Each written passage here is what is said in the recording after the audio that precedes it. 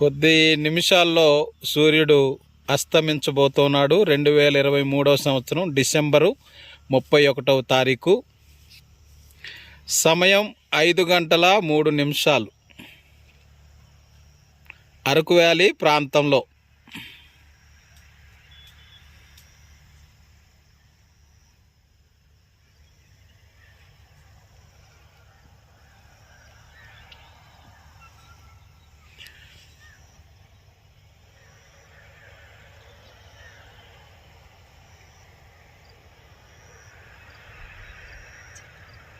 సూర్యుడు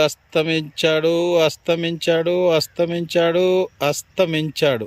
అయిపోయింది. 2023 సంవత్సరం డిసెంబరు 31వ తారీఖు సాయంత్రం 5:05